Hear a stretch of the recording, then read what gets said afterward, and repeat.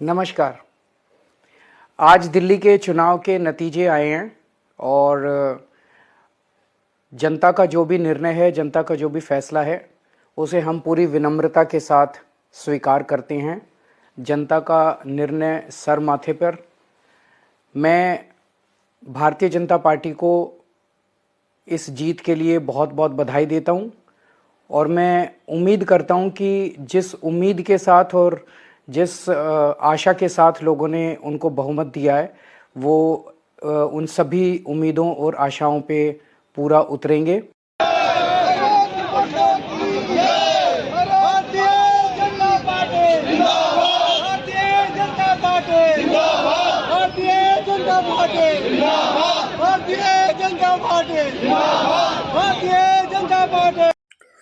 New diary update channel आप देख रहे हैं। मैं हूं राकेश त्रिपाठी, आपका स्वागत है। नमस्कार।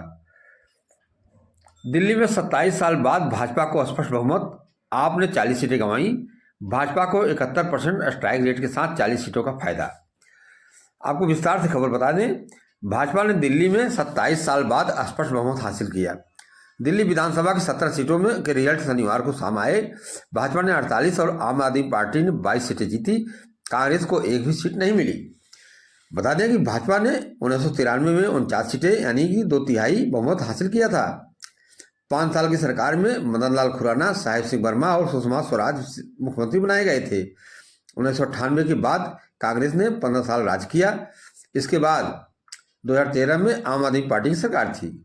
इस बार भाजपा की 71% स्ट्राइक रेट के साथ 40 सीटें बढ़ी।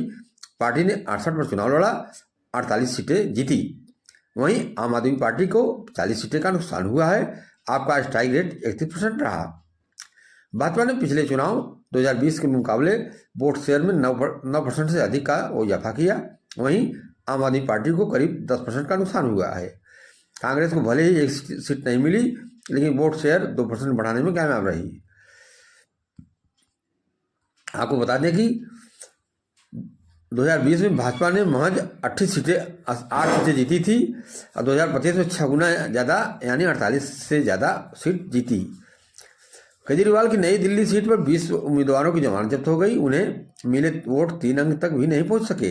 दिल्ली विधानसभा चुनाव 2025 के परिणामों के अनुसार कांग्रेस के 70 में से 68 उम्मीदवारों की जमानत जब्त हो गई।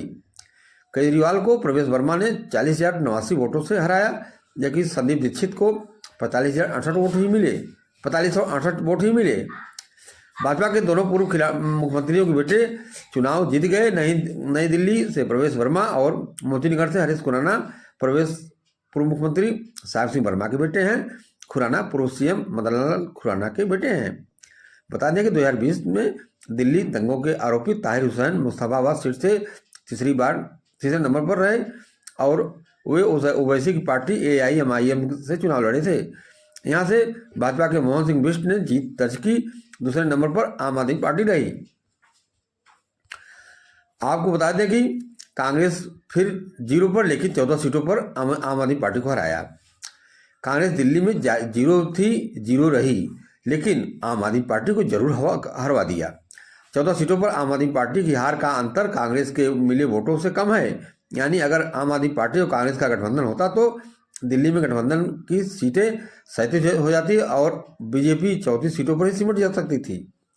बहुमत के लिए 36 सीटें चाहिए।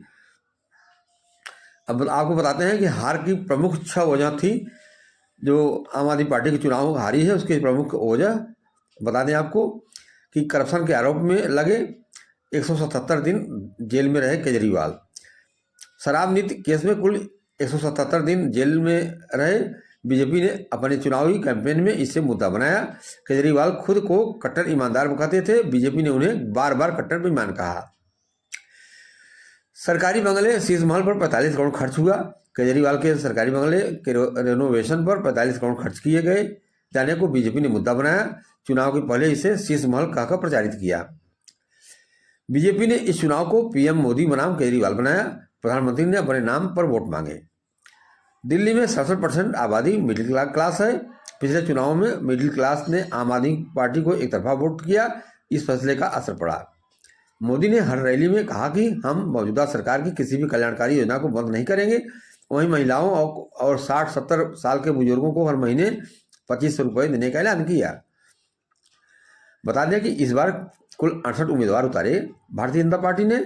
इसमें पिछले चुनाव वाले 46 प्रत्याशी बदल दिए, यानी बीजेपी ने 67% कैंडिडेट बदले।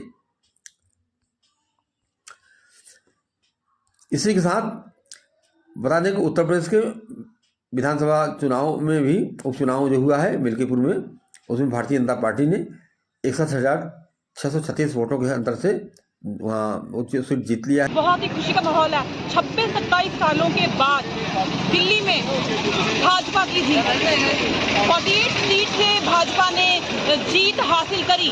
ये पूरे देश के लिए बोलूंगी बहुत ही खुशी और उल्लास का समय है। और कठुआ में भी आज हम बहुत खुशी के साथ इस पर्व को मना रहे हैं कि भाजपा की जीत हुई है। और इतना मतलब खुशी का समय है। आम आदमी की पार्टी की सरकार थी और अरविंद केजरीवाल भी अपनी सीट हार चुके हैं। फॉर्मर डिप्टी और जो सीएम मनीष सिसोदिया थे वो भी अपनी सीट हारे हैं। लगभग 48 सीट से दिल्ली में हमने जीत हासिल करी।